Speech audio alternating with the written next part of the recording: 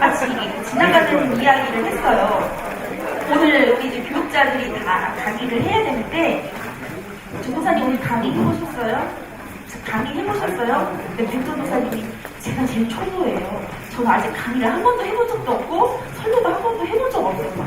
아, 조금 기도해줘야 되겠다. 근데 오늘 아침에 조금 아까 하신 거 보니까 저는 오늘 강의가 필요 없더라고요. 백전도사님의 딱 강의가 정말 예수님의 그 교수법에 딱 맞는 아주 짧고도 임팩트 있고 그 배우는 사람과 교수 학습법이 아주 딱 맞아 떨어지더라고요. 그래서 이렇게만 하면 정말 좋은 교사가 될 수 있겠다라는 생각을 했고요. 그리고 두 번째 나오는 우리 여진주 도사님은 너무 예뻐요. 부서에 그런 속설이 있더라고요. 담당 교육자가 예쁘면 그 교회 부서가 부흥한다는. 특히 청소년 부서는 너무나 외모가 중요하기 때문에 그렇게 되는데, 오늘 그거에 맞게도 우리 꾼재기 선생님들 갑자기 그 예배실로 이렇게 딱 들어오시는데 다 보라색깔 옷 단복을 입으시고 다 군대처럼 들어오시는데 꾼재기를 보라.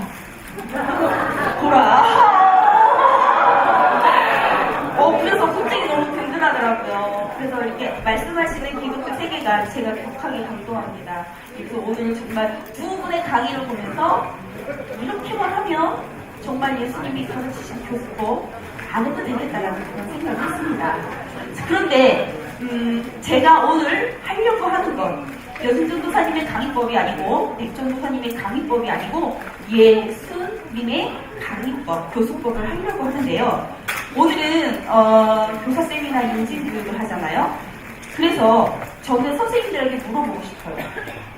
고등학교 때 아니면 중학교 때 여태까지 자라오면서 어느 선생님이 제일 선생님 같았어요? 안수연 선생님.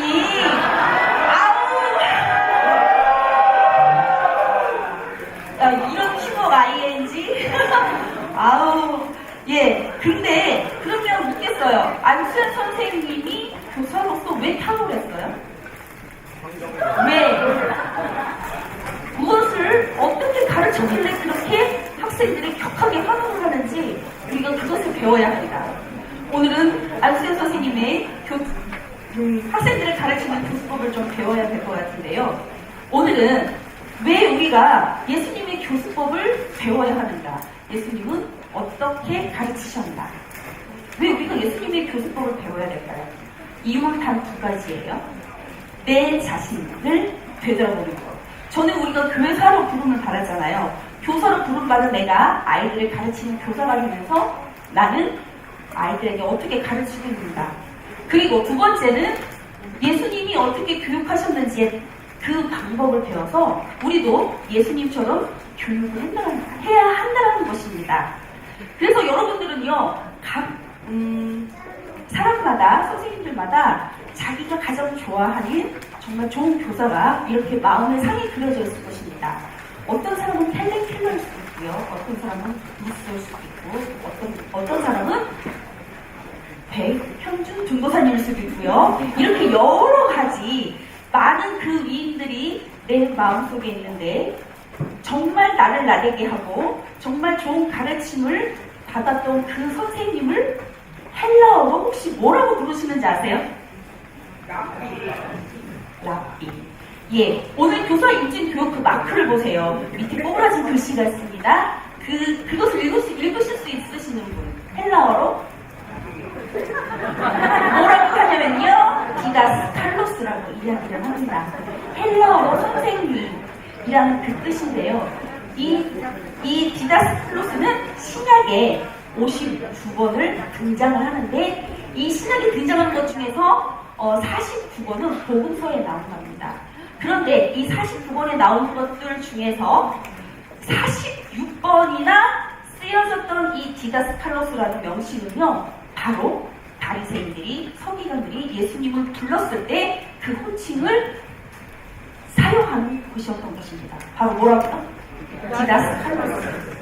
그런데 이 디다스칼로스, 이 교사라는 뜻은 뭐냐면 가르치는 사람, 개인 교사, 사회적인 교사의 직분, 그리고 플러스로 뭐냐면 진리의 말씀을 가르치는 사람이라고 그렇게 표기가 되어 있습니다. 그러면 사회적으로도 교사이고, 네, 다른 사람이 나를 선생님으로 불러요.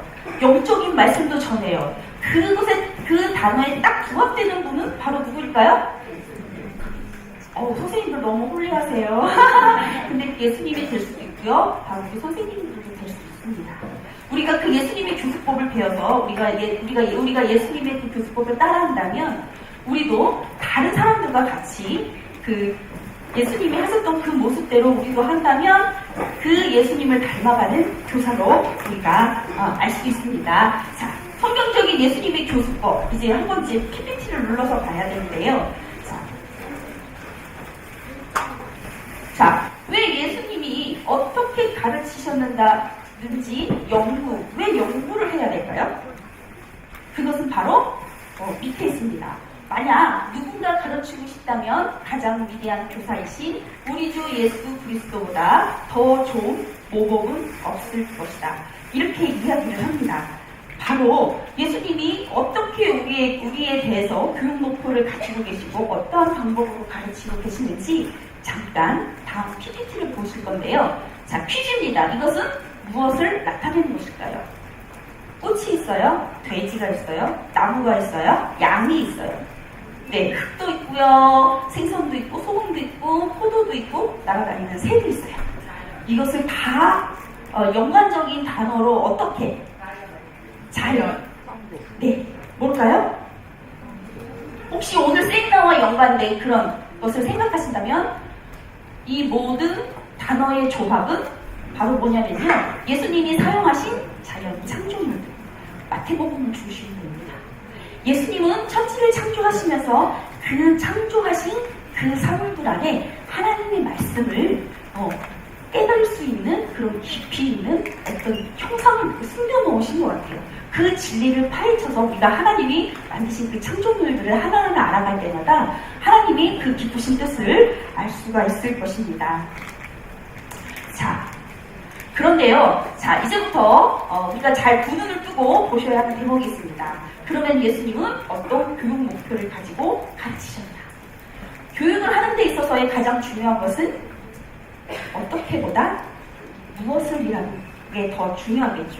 예수님의 교육 목표는 무엇이었을까요? 예수님을 보내심을 받은 자의 보내신 그분의 뜻을 행하는 것이 바로 예수님이 하실 일이었습니다. 그래서 뭐냐면 예수님께서 온 갈릴리에 두루 다니사 저희 회당에서 가르치시며 복음을 전파하시며 백성 중에 모든 병과 약한 것을 고치시니. 여러분, 여기에 오늘의 퀴즈가 있는데 어떤 단어일까요? 빨간 단어. 빨간색이 아니고 빨간색 전에 있는 단어입니다. 자, 어떤 단어들이 있을까요? 회당. 네, 볶음? 김치볶음? 우동볶음? 네, 한번 잘 들어보셔야 돼요. 여기서 예수님이 가르치시며 전파하시며 고치시며 예수님의 목적은 이 세 가지로 압축이 됩니다. 그 중에서도 우리가 가장 중요하게 여기는 것 이 세 가지지만 그 가운데서도 가장 중요한 것은 무언가 하나가 있겠죠. 자, 그러면 예수님은 이때 어떻게 학생들의 흥미를 유발시키셨는가? 네, 예수님은요 학생들을 자극하는 동기부여자로서의 역할을 감당하셨습니다. 뭘까요? 동기 유발이라고 하는 것은 무엇일까요? 그것을 교육하는 그 목표를 끌어들이기 위한 도입 부분으로 쓰는 호기심이라는 것입니다. 어떻게 예수님은 동기 유발을 하셨길래 제자들이 예수님의 그 하신 말씀에 그렇게 감동을 하고 그 하신 말씀 그대로 끌려가서 예수님이 목표하신 그 목표점에 다다를 수 있었을까요? 사람들은요 흥미가 있을 때 배운다고 합니다. 그렇기 때문에 교사의 어떤 가르치는 방법은 더욱더 중요합니다. 보세요. 예수님이 사역하실 때 동기부여, 창조적 역할, 그리고 배우는 사람들을 창조시키는 기술, 그리고 호소력 있는 시청각 교육은 예수님이 쓰셨던 가장 획기적인 방법들입니다. 예수님이 그러셨어요. 부자가 하늘나라에 들어가는 것은 어디에 뭐 하는 것보다 더 어렵다고요? 낙타가 바늘 위에 들어가는 것보다 더 어렵다고 했습니다.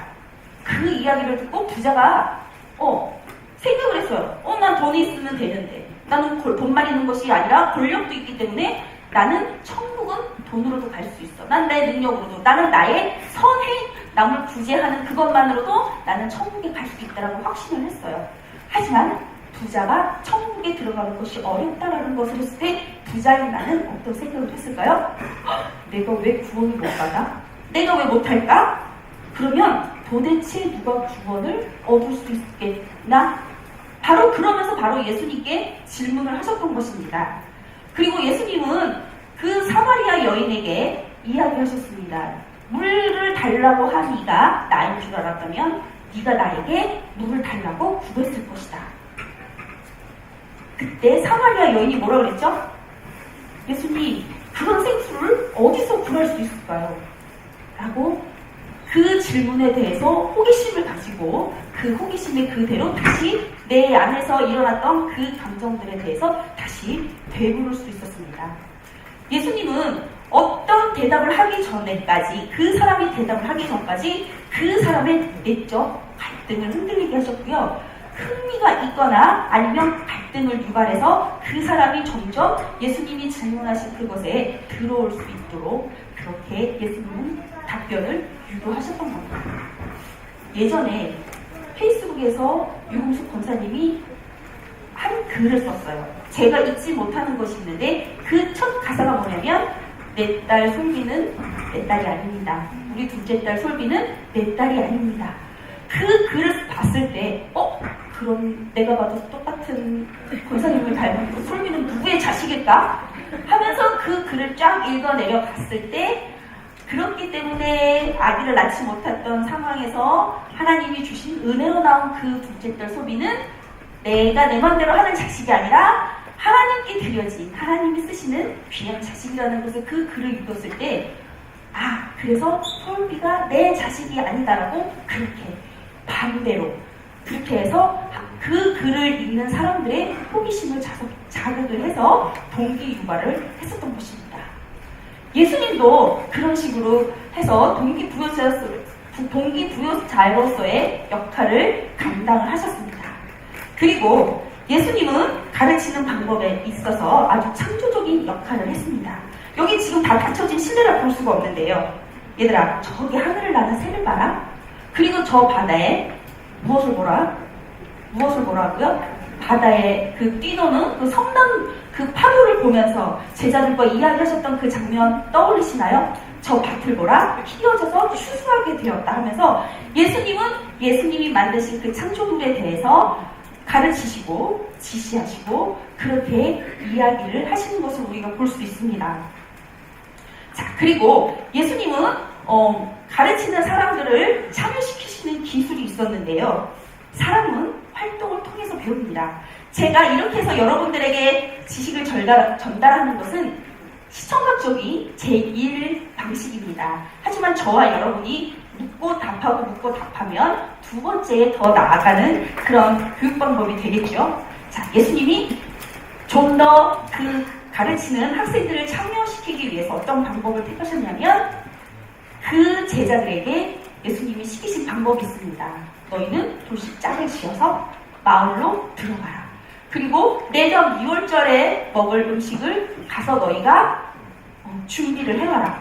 그리고 너희는 무엇을 하라고요? 이 어린아이가 가져온 그 물고기와 보리떡을 가지고 사람들에게 나누어 주어라 하면서 그 사람들을, 그 청중에게 있어서 그 사람들을 끌어들여서 그 사람들로 보고 느끼고 사용할 수 있게끔 예수님은 그렇게 제자들에게 교육을 시키셨습니다. 그렇다면 우리들도 이런 교육이 가능할까요? 인투나 아니면은 또 꿈땅이나 꿈싹이나 모든 부서들도 예수님의 이런 4가지의 방법이 우리 교회 안에, 내 부서 안에 적용하고 있는지, 그리고 적용이 가능한 건지 우리는 한번 살펴봐야 합니다. 예수님은요, 많은 사람들이 있는 가운데서 경성을 가르치시기 위해서 한 어린아이를 선택하여서 그 아이를 실물로 보여주시면서 바로 겸손에 대해서 이야기를 하시는 것을 볼 수 있습니다. 예수님은 제자들에게 겸손에 대해서 이야기를 해주기 위해서 친히 세숫대야에 물을 떠서 제자들의 발을 씻기며 섬김이라는 단어를 가르쳐 주셨습니다. 그렇다면 예수님은 강의나 토론식으로 하지 왜 때로는 이렇게 몸서 제자들에게 지시도 하시고 예수님이 직접적으로 시청각 자료가 되어서 움직여서 학생들을, 제자들을 훈련시키셨을까요? 자, 우리가 경험의 원추, 우리가 정말 그 예전에 배웠던 그 교육으로 보면은요, 언어나 시각적인 이런 사진은 상징적인 단계라 경험은 맨 위에 있습니다. 하지만 점점 아래로 갈수록 좀 더 깊은 교육을 할 수 있는데, 그것은 뭐냐면 견학이나 그리고 어떤 직접적인 경험, 이것은요 정말 행동적인 단계라서 가장 좋은 교육으로 우리가 손을 꼽고 있습니다. 그렇다면 예수님이 직접 제자들에게 오병이어를 나눠주시면서 남은 그 떡과 고기도 거두어드리라고 하셨던 이런 경험들은 어디에 속하는 것일까요? 바로 그 오병이어의 떡을 도왔죠. 시각적으로. 그것을 그리고 먹었죠.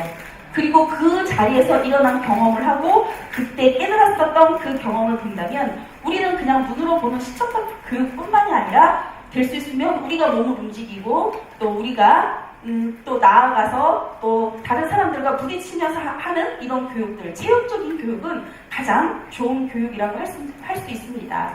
또 우리는 이스라엘 교육의 질문과 토론의 그 하브루타 교육을 할 수 있는데요. 한국 사람들이 제일 잘하는 것이 있습니다. 바로 뭘까요? 인강, 강의 듣기.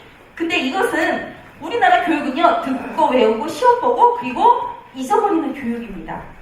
하지만 이스라엘 교육이 탁월한 것은 뭐냐면 맨 밑에 90%에 달하는 그 교육은 뭐냐면 실제 해보기와 집단 토의와 그리고 서로 실행하기입니다. 항상 두 사람씩 짝을 지어서 서로 읽어보고 서로 질문하고 물음에 답하고 하는 이런 교육들이 이스라엘의 최고의 교육으로 꼽히면서 예수님이 하셨던 가장 탁월한 교육으로 우리가 볼 수 있습니다.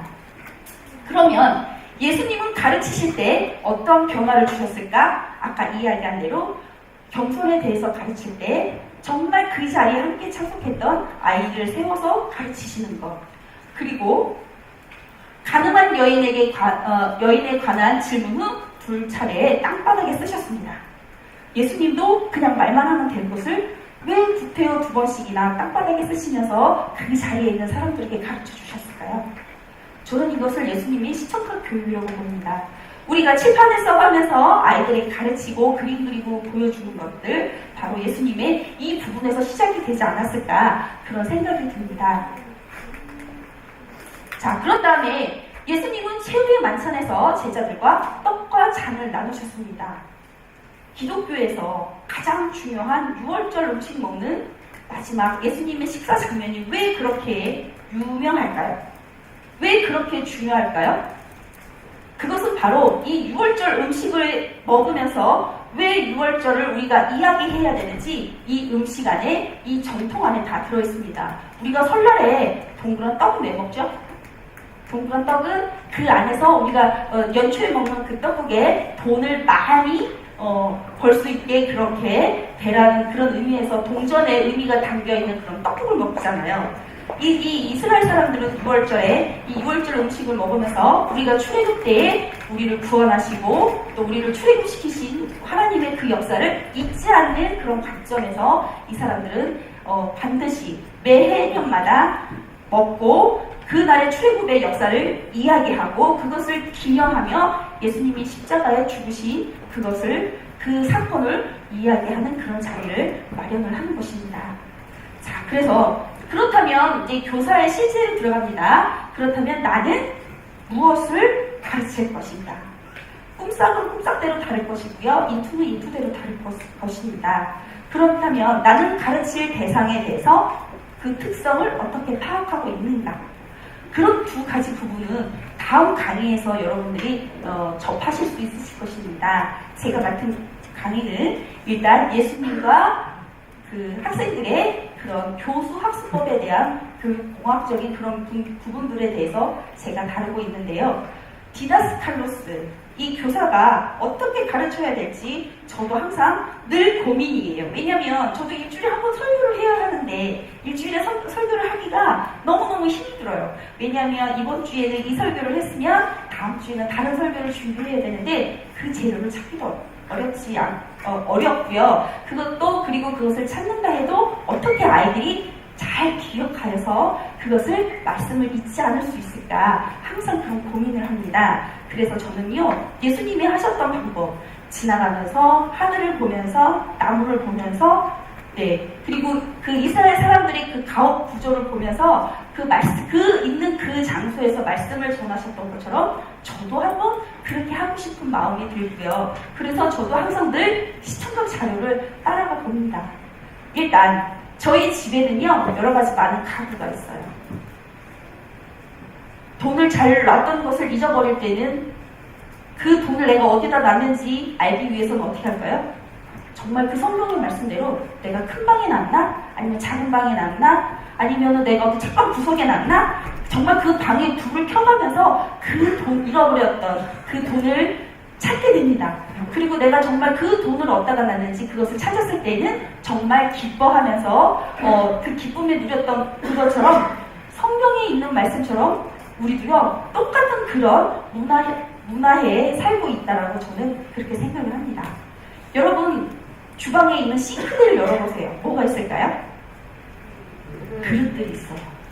하나님이 쓰시는 그릇은요 귀한 그릇들이고요 그렇지 못한 그릇도 있어요. 하지만 예수님이 가장 귀하게 쓰시는 것은 뭘까요? 깨끗하게 닦여져 있는 준비된 그릇을 쓰시잖아요. 우리는 우리의 생활 어느 곳곳이나 다 하나님의 말씀이 숨겨져 있다는 것을 우리가 알 수 있습니다. 그래서 오늘 지금 이 시간에는요 우리 한 친구가 나올 거예요. 이 친구와 함께 하나님의 말씀을 어떻게 묵상할 수 있을지 한번 시범적으로 해보겠는데요. 네, 이 친구 나올 때 박수 쳐주세요.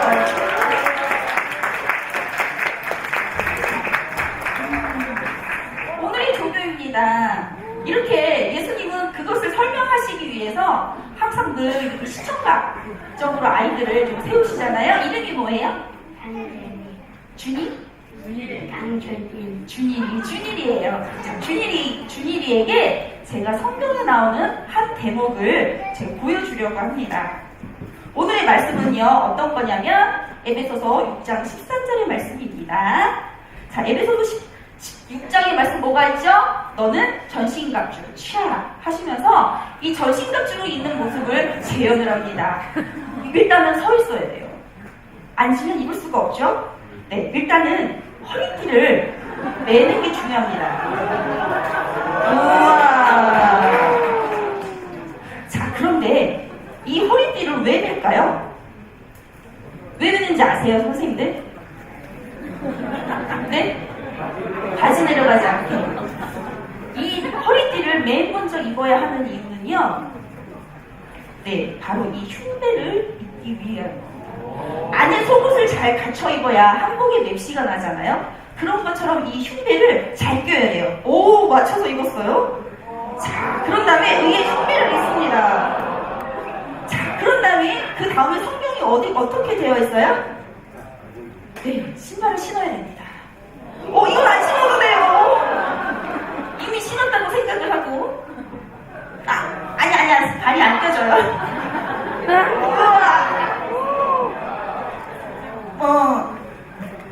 네, 신발을 신었습니다. 자, 그런 다음에 뭐를 입을까요? 뭐를 준비할까요? 네, 전신갑주를 입기 위해서는요, 여러 가지 준비 과정이 있습니다. 그것이 바로 뭐냐면, 그런 다음에 방패. 이 친구는 벌써 알아요. 방패를 입어야 돼요.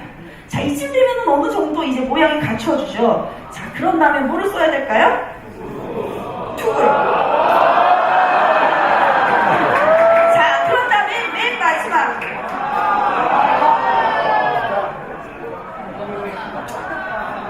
네.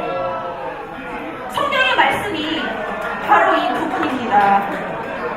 네. 우리는 싸움에 나갈 때 우리가 반드시 전쟁이 지지 않고 나를 보호하려면 전신갑주를 입어야 하는데 이 전신갑주를 취하라고 하는 그 말씀, 영적 싸움에서 그 취하라는 그 말씀이 어떻게 되죠? 자, 이제부터는요, 우리가 하나씩 영적인 우리가 전신갑주를 입으라고 하는데요. 일단은 진리의 허리띠를 합니다. 우리 친구가. 네. 그리고 의에 뭐를 입어야 되죠? 네. 그리고 복음에 뭐를 해야 되죠? 네. 복음에 신을 신고요. 자, 그런 다음에 무엇을 해야 될까요? 믿음의 방패. 그리고 구원에 뭐를 써야 되죠? 투구. 자, 그런 다음에 뭐를 해야 될까요? 성령의 검. 우리가 취해야 할 영적 군사의 모습입니다. 네, 여러분들은 이렇게 머리부터 발끝까지 적의 화살이 들어와도 뚫고 들어가지 못할 이런 영적인 전신갑주를 입고 계신가요? 여러분들에게 질문할 게 있습니다. 여러분, 전쟁에 나가는 군인은 무조건 직진으로 나가서 적극적으로 싸워야 합니다. 만약에 이 친구가 전쟁에 나가서 이렇게 군복을 차려입고도 전쟁을 했는데 적군이 무섭다고 뒤를 돌아볼 때는 어떻게 되는 걸까요? 네? 죽음이에요. 그런데 너무나 놀랍게 정말 뒤를 보세요. 앞에는 방패가 있는데 흉심이 있는데 뒤에는 아무것도 없어요. 여기에도 정말 이 갑옷이 의의 흉배가 뒷판에도 있을 법한데 왜 있지 않을까요? 바로 후퇴하지 않는, 앞으로 전진해야만 하는 그런 영적인 모습을 보여주기 위해서 여기 있는 이 갑옷에도 이런 영적인 의미가 숨어 있었던 것입니다. 이거는 제가 장난감으로 산 거예요. 네, 저희 관심도는 장난감 가게든 아니면 길거리를 지날 때 어떤 모든 것이든 다 어떻게 하면 저걸로 가지고 설교를 할 수 있을까. 네, 저희 관심도는 그것입니다. 자, 일단 친구를 마음에 들어요? 아니, 보고. 자, 우리 친구 박수 쳐주시기 바랍니다.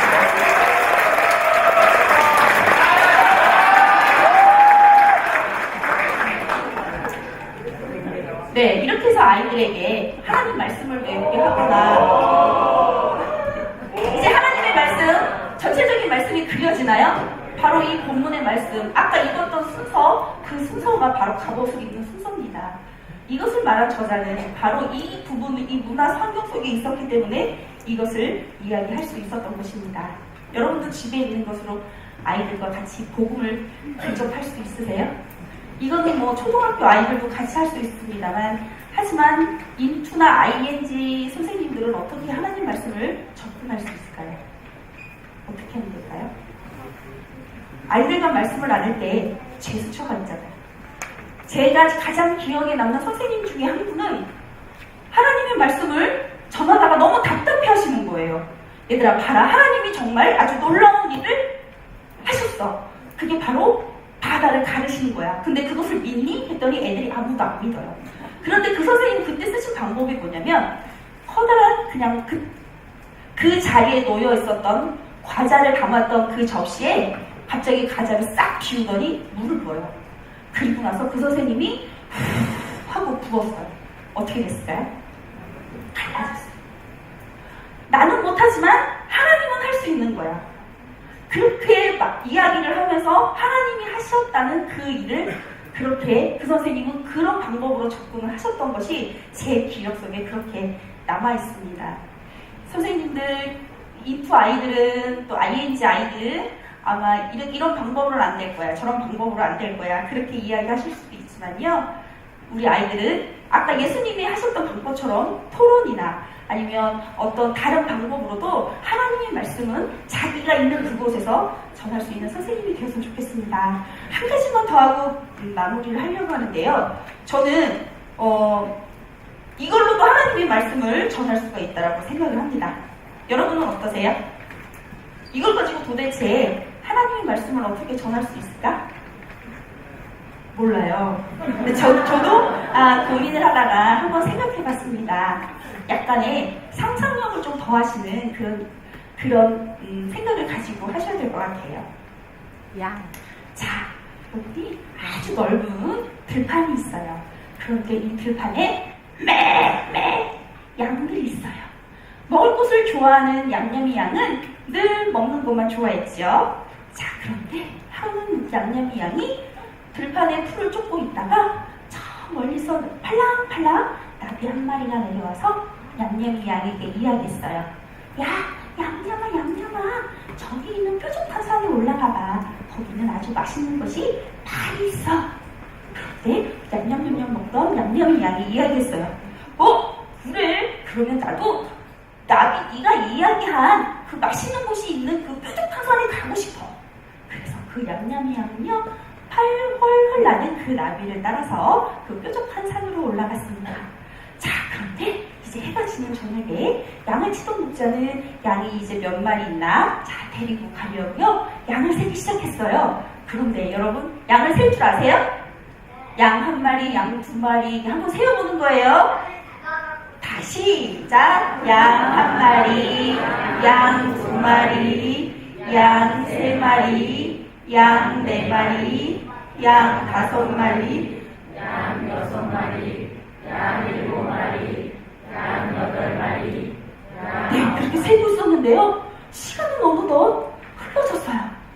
그 뾰족한 산에 갔던 그 얌얌이 양이 어떻게 되었을까요? 뾰족한 산에 올라갔던 그 얌얌이 양은요, 영차 조금만 기다리면 저 뾰족한 산에 올라가서 내가 맛있는 걸 다 먹어버릴 테야 하고 올라갔던 그 얌얌이 양이요, 산에 올라가자마자 아무것도 없는 것을 보고 그만 떼굴떼굴 굴러서 바닥에 뚝 떨어지고 말았어요. 얘들아, 높은 곳에 올라가서 얌얌이 양이 떨어졌으면 어떻게 되었을까요? 죽었을 것 같아요. 그 시각에 목자는 아직도 양을 찾고 있었어요. 자, 이번에는 90마리부터 한번 세어볼까요? 자, 시작! 91마리, 99마리, 93마리, 94마리, 95마리, 96마리, 96마리. 숫자 못 쓰세요? 99마리야? 도대체 한 마리 양은 어딜 가볼까? 얌얌이 양이 없어졌어. 얌얌아!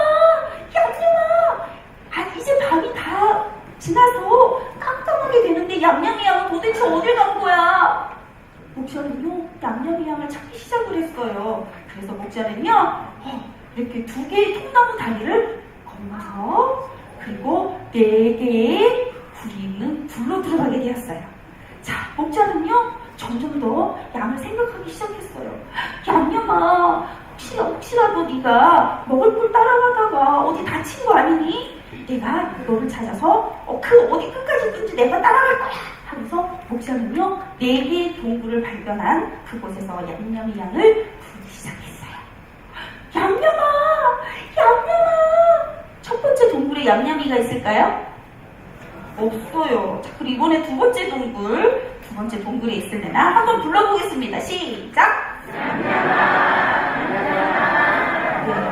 두 번째는 얌얌이 양이 없어요. 그러면 세 번째 한번 불러볼까요? 네, 얌얌이 양이 오기를 바래요. 이번엔 정말 간절한 마음으로 한번 불러보겠습니다. 네 번째, 얌얌이 양이 있을지도 몰라요. 다 시작! 얌얌아! 그렇게 애타게도 부르시는데, 그런데 얌얌이 양이 4개의 동굴 안에도 없어요. 도대체 어디로 간 걸까? 목자는 엉엉 울면서 이야기했어요. 얌얌아, 도대체 어디 간 거야? 나는 너를 찾기 위해서 저렇게 힘든 나무도 올라가고 또 저렇게 힘든 강가도 건너서 너를 찾아 여기까지 왔단 말이야 라고 하는데, 그때 어디선가 갑자기 하는 얌얌이 목소리가 들렸어요. 얌얌이 양이 어디 있을까요? 이 4개의 동굴 안에 끼어서 나오지를 못하고 있는 거예요. 자, 우리 이번에는 이 안에서 다리에 껴서 나오지 못하는 얌얌이 양을 한번 불러볼까요? 자, 이제는요, 우리 친구들이 다리를 힘껏 한번 들어 올려줘야 돼요. 자, 영차 해보자. 시작! 영차! 이 동굴 안에 얌얌이 양 있어요? 동굴 안에 얌얌이 양 있어요? 목적을 찾으시는 그 얌얌이 양이 도대체 어디로 간 걸까요? 자, 그 목자는요, 다시 한번 양을 찾기 시작을 했어요. 예수님이 찾으시는 그 목자, 어디 있을까요? 예수님이 찾으시는 그 목자, 바로 여기 있습니다.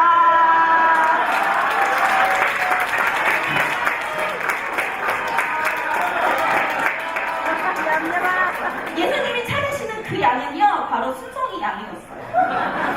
예수님은요, 아직까지도 우리 그렇게 잃어버린 양 하나의 이름을 부르시며 여러분들을 찾아가십니다. 여러분, 제가 오늘 두 가지의 교수법을 나누었습니다. 이렇게 해서 아이들에게 가르쳐주면 재밌을까요? 네. 그런데 여태까지 제가 강의한 이 교수법을 다 잊으셨으면 좋겠습니다. 다 필요 없어요. 왜냐하면 이 세상에서 가장 멋진 예수님의 교수법은요, 바로 예수님 그 자체이기 때문입니다.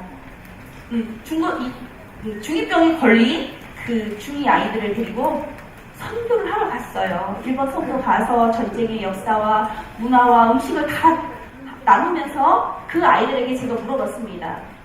이번 여행 중에서 가장 기억에 남는 게 뭐니? 했더니 어떤 아이들이 음식이요, 어떤 아이들은 박물관이요 이야기했는데 그 아이들 중에서 가장 많은 대답을 한 건 바로 무엇이었을까요? 바로 선교사님이라고 이야기를 하더라고요. 그 선교사님의 안내를 받아서 비전 트립을 갔었는데 거기 가서 진짜 보니까 정말 잃은 양을 찾아 구원하는 그 선교사님의 그 잃어버린 양을 찾는 그 마음을 보고서 정말 비전 트립에서 남는 거 먹는 것도 아니고 입는 것도 아니고 놓은 것도 아니고 바로 선교사님 자체에 그 마음이 있었던 것이었습니다.